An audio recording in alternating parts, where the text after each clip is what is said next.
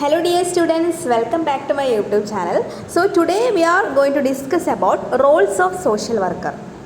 കഴിഞ്ഞ വീഡിയോയിൽ നമ്മൾ സോഷ്യൽ വർക്കേഴ്സ് ഏതൊക്കെ സെറ്റിങ്ങിലാണ് വർക്ക് ചെയ്യുന്നത് അല്ലെങ്കിൽ ഫീൽഡ്സ് ഓഫ് സോഷ്യൽ വർക്ക് ഏതൊക്കെയാണെന്നുള്ളത് പഠിച്ചിട്ടുണ്ടായിരുന്നു. ഇന്ന് നമുക്ക് പഠിക്കാനുള്ളത് സോഷ്യൽ വർക്കേഴ്സിൻ്റെ റോള് എന്തൊക്കെയാണെന്നുള്ളതാണ്. സോഷ്യൽ വർക്കേഴ്സിൻ്റെ മെയിൻ റോൾസ് ആണ് advocator, counsellor, mediator, researcher, educator, manager, case manager, facilitator, community change agent and broker. These are the important roles of social worker. First role എന്ന് പറയുന്നത് അഡ്വക്കേറ്റർ ആണ്. അഡ്വക്കേറ്റർ റോൾ എന്ന് പറയുമ്പോൾ നമ്മൾ ക്ലയൻസിന് വേണ്ടിയിട്ട് സംസാരിക്കുന്ന ആൾക്കാരാണ്. Which means social workers are speaks on behalf of our clients. അതായത് നമ്മളുടെ ക്ലയൻസിന് എന്തെങ്കിലും പ്രോബ്ലംസ് ഉണ്ടാകുന്ന സമയത്ത് അത് അവർക്ക് സ്വന്തമായിട്ട് ഡീൽ ചെയ്യാൻ പറ്റാതിരിക്കുമ്പോഴാണ് നമ്മളുടെ അടുത്ത് വരുന്നത്, സോഷ്യൽ വർക്കേഴ്സിൻ്റെ അടുത്തോട്ട്. അങ്ങനെയുള്ള സിറ്റുവേഷൻസിൽ നമ്മളാണ് ക്ലയൻസിന് വേണ്ടിയിട്ട് അഡ്വക്കേറ്റ് ചെയ്യുന്നത്, ക്ലയൻസിന് വേണ്ടി സംസാരിക്കുന്നത്, അവരുടെ റൈറ്റ്സിന് വേണ്ടിയിട്ട് സംസാരിക്കുന്നത്. Whenever clients are unable to solve the problem, we are speaking on behalf of our clients. ഈ ഒരു റോളാണ് അഡ്വക്കേറ്റർ എന്നുള്ളത് കൊണ്ട് നമ്മൾ മെയിൻ ചെയ്യുന്നത്. So the next role is counsellor. Social workers play ചെയ്യുന്ന ഇമ്പോർട്ടൻ്റ് ആയിട്ടുള്ള റോളിലൊന്നാണ് കൗൺസിലർ എന്ന് പറയുന്നത്. As a counselor, social workers helps the client to express their needs, clarify their problems and explore resolution strategies.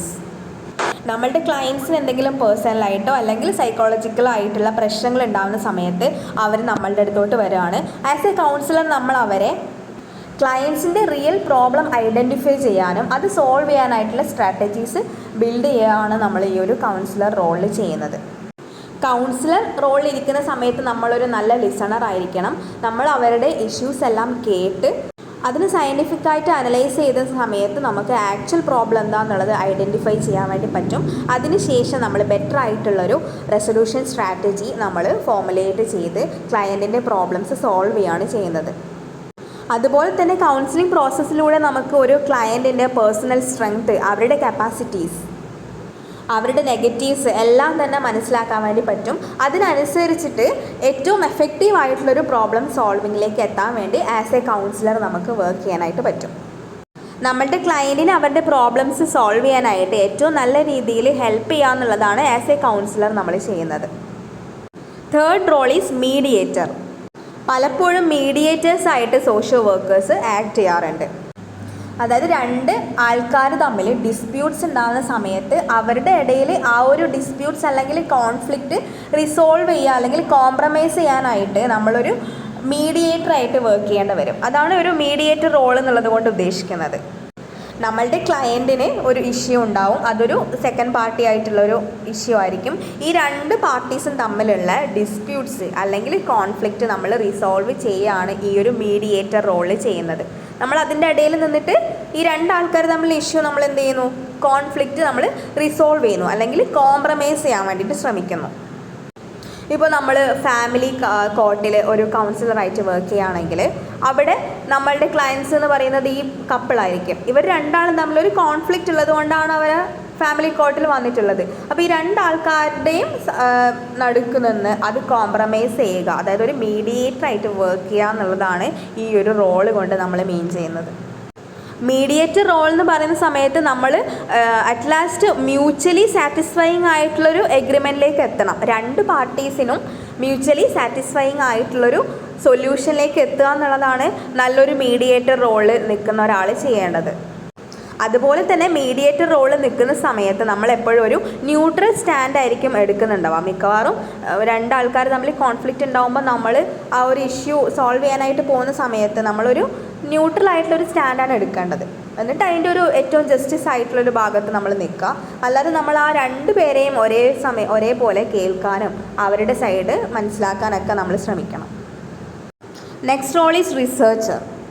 Research എന്ന് പറഞ്ഞാൽ എന്താണ്? It's a systematic study of a particular thing. എന്തെങ്കിലും ഒരു കാര്യത്തിനെ കുറിച്ച് നമ്മൾ സിസ്റ്റമാറ്റിക് ആയിട്ട് പഠിക്കുന്ന ഒരു സയൻറ്റിഫിക് സ്റ്റഡീനെയാണ് നമ്മൾ റിസർച്ച് എന്ന് പറയുന്നത്. അപ്പോൾ ആസ് എ റിസർച്ചർ നമ്മൾ സോഷ്യൽ വർക്ക് പ്രൊഫഷൻ പ്രാക്ടീസ് ചെയ്യാനായിട്ടുള്ള നോളജ് എൻഹാൻസ് ചെയ്യുക. അതുപോലെ തന്നെ ഈ ഒരു ഫീൽഡ് റിലേറ്റഡ് ആയിട്ടുള്ള എല്ലാ കാര്യങ്ങളും സിസ്റ്റമാറ്റിക് ആയിട്ടും സയൻറ്റിഫിക് ആയിട്ടും പഠിക്കുക.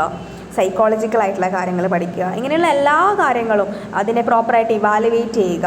അങ്ങനെ ഒരു സിസ്റ്റമാറ്റിക് ആയിട്ട് നമ്മൾ ഈ ഒരു ഫീൽഡിൽ നടക്കുന്ന ഈ ഫീൽഡ് റിലേറ്റഡ് ആയിട്ടുള്ള എല്ലാ കാര്യങ്ങളെയും പഠിക്കുക എന്നുള്ളൊരു റോളാണ് റിസർച്ചറിൽ വരുന്നത്. ഏതൊരു ഫീൽഡിലും റിസർച്ച് നടക്കാറുണ്ട്. ഇപ്പോൾ സയൻസിലായിക്കോട്ടെ, ടെക്നോളജിയിൽ, എല്ലാത്തിലും റിസർച്ചുകൾ നടക്കാറുണ്ട്. റിസർച്ചുകൾ നടന്നാൽ മാത്രമാണ് ആ ഒരു ഫീൽഡിൽ എപ്പോഴും അത് എക്സ്പാൻഡ് ചെയ്യുകയും ഏറ്റവും ബെറ്ററായിട്ട് ഫങ്ഷൻ ചെയ്യുകയും ചെയ്യുള്ളൂ. അപ്പോൾ നമ്മളുടെ സോഷ്യൽ വർക്ക് പ്രൊഫഷൻ ഏറ്റവും നല്ല എഫക്റ്റീവായിട്ട് മാറണമെങ്കിൽ അവിടെ എപ്പോഴും റിസർച്ച് ആവശ്യമാണ്. അപ്പം സോഷ്യൽ വർക്കേഴ്സ് എപ്പോഴും റിസർച്ച് എന്നുള്ള റോളിൽ പുതിയ പുതിയ കാര്യങ്ങൾ പഠിക്കാനും ചേഞ്ചസ് എല്ലാം മനസ്സിലാക്കാനും എല്ലാം ഒരു റിസർച്ചർ റോള് നമ്മൾ ചെയ്യണം. അതുപോലെ തന്നെ ഓരോ കാലത്തിലും ഓരോ സോഷ്യോളജിക്കലായിട്ടുള്ള അല്ലെങ്കിൽ സൈക്കോളജിക്കലായിട്ടുള്ള പ്രശ്നങ്ങൾ ഉണ്ടാവാറുണ്ട്, പുതിയ പുതിയ ഫിനോമിന ഉണ്ടാവാറുണ്ട്. അപ്പോൾ ഇങ്ങനത്തെ കാര്യങ്ങൾ പ്രോപ്പറായിട്ടൊരു റിസർച്ച് വഴി പഠിച്ചാൽ മാത്രമാണ് നമ്മൾക്ക് അതിൻ്റെ ആക്ച്വൽ റീസൺസ് മനസ്സിലാവുള്ളൂ. എങ്ങനെയാണ് ഇത് സോൾവ് ചെയ്യേണ്ടത്, എന്തുകൊണ്ടാണ് ഇതുണ്ടായത്, ഇതൊക്കെ നമുക്ക് മനസ്സിലാവുള്ളൂ. അപ്പോൾ റിസർച്ച് എന്നുള്ളത് ഏറ്റവും ഇമ്പോർട്ടൻ്റ് ആയിട്ടൊരു പാർട്ടാണ് ഏതൊരു സ്റ്റഡി മേഖല എടുത്തു കഴിഞ്ഞാലും. So as a researcher we extend our knowledge and seeks to enhance the effectiveness of social work practice. Next role is educator. As an educator, social workers are involved in teaching people about resources and how to develop particular skills such as effective communication, budgeting, leadership skills, etc. ഒരു സൊസൈറ്റിയിൽ vulnerable ഗ്രൂപ്പിനെ എപ്പോഴും educate ചെയ്യുക, അവർക്ക് awareness കൊടുക്കുക, റിസോഴ്സുകളെ കുറിച്ചുള്ള knowledge provide ചെയ്യുക, ഇങ്ങനെയുള്ള പല കാര്യങ്ങളും എഡ്യൂക്കേറ്റർ എന്നുള്ള റോളിൽ സോഷ്യൽ വർക്കേഴ്സ് ചെയ്യാറുണ്ട്. Okay, next role is case manager.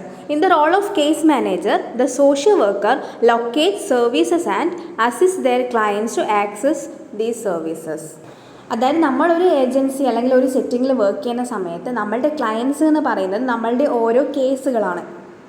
ഈ ഓരോ പെർട്ടിക്കുലർ കേസിനെയും അവർക്ക് ആവശ്യമായിട്ടുള്ള സർവീസസുകൾ പ്രൊവൈഡ് ചെയ്യുക, ആ സർവീസസുകൾ ആക്സസ് ചെയ്യാൻ വേണ്ടിയിട്ട് അവരെ അസിസ്റ്റ് ചെയ്യുക തുടങ്ങിയ കാര്യങ്ങളാണ് ആസ് എ കേസ് മാനേജർ നമ്മൾ ചെയ്യാനുള്ളത്. ആ ഒരു കേസുമായിട്ട് റിലേറ്റഡ് ആയിട്ടുള്ള എല്ലാ കാര്യങ്ങളും നമ്മൾ മാനേജ് ചെയ്യേണ്ടതായിട്ടുണ്ട്. ഇപ്പോൾ ഒരു സൈക്കാട്രി സെറ്റിങ്ങിലാണെങ്കിൽ ഒരു കേസ് വന്നു കഴിഞ്ഞാൽ അയാളുടെ സ്റ്റഡി ഫേസ് മുതൽ സ്റ്റഡി, ഡയഗ്നോസിസ്, ട്രീറ്റ്മെൻറ്റ്, ഇവാലുവേഷൻ, അവസാനം ടെർമിനേഷൻ, ഇങ്ങനെയുള്ള എല്ലാ ഫേസിലും കേസ് മാനേജറാണ് ഇതെല്ലാം ഹാൻഡിൽ ചെയ്യുന്നത്. അതുപോലെ തന്നെ ഓരോ ക്ലയൻറ്റിൻ്റെയും കേസ് ഫയൽസ് കീപ്പ് ചെയ്യുക, അത് റെക്കോർഡ് ചെയ്യുക, അങ്ങനെയുള്ള എല്ലാ കാര്യങ്ങളും ഈ ഒരു കേസ് മാനേജർ എന്നുള്ള റോളിൽ വരുന്നുണ്ട്. അടുത്ത റോൾ എന്ന് പറയുന്നത് കമ്മ്യൂണിറ്റി ചേഞ്ച് ഏജൻ്റ് ആണ്. ഒരു കമ്മ്യൂണിറ്റി ചേഞ്ച് ഏജൻ്റ് എന്ന് പറയുമ്പോൾ നമ്മൾ ഒരു പെർട്ടിക്കുലർ കമ്മ്യൂണിറ്റി അല്ലെങ്കിൽ ഒരു ഗ്രൂപ്പിൻ്റെ ഇടയിൽ വർക്ക് ചെയ്ത് അവരുടെ വെൽഫെയറിന് വേണ്ടിയിട്ട് പ്രവർത്തിക്കുന്ന ഒരു റോളാണ് നമ്മൾ അവിടെ ചെയ്യുന്നത്.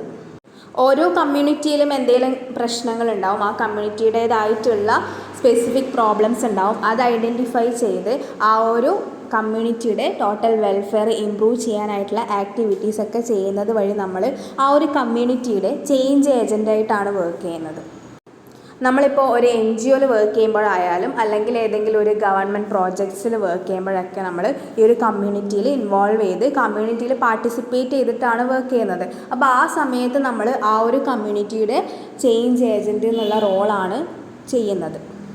അടുത്ത റോൾ എന്ന് പറയുന്നത് ഫെസിലിറ്റേറ്റർ ആണ്. ഇപ്പോൾ ഒരു NGOയിലായിക്കോട്ടെ അല്ലെങ്കിൽ ഏതെങ്കിലും ഒരു ഗവൺമെൻറ് പ്രോജക്ട്സ് ആയിക്കോട്ടെ, ഇനി അതുമല്ല സോഷ്യൽ വർക്കിൻ്റെ മെത്തേഡ്സ് ആയിട്ടുള്ള case work, group work, community organisation, social action, ഇതിലെല്ലാം തന്നെ നമ്മൾ ഫെസിലിറ്റേറ്റർ ആയിട്ട് വർക്ക് ചെയ്യുന്നുണ്ട്. ആ ഒരു റോൾ നമ്മൾ എടുക്കുന്നുണ്ട്.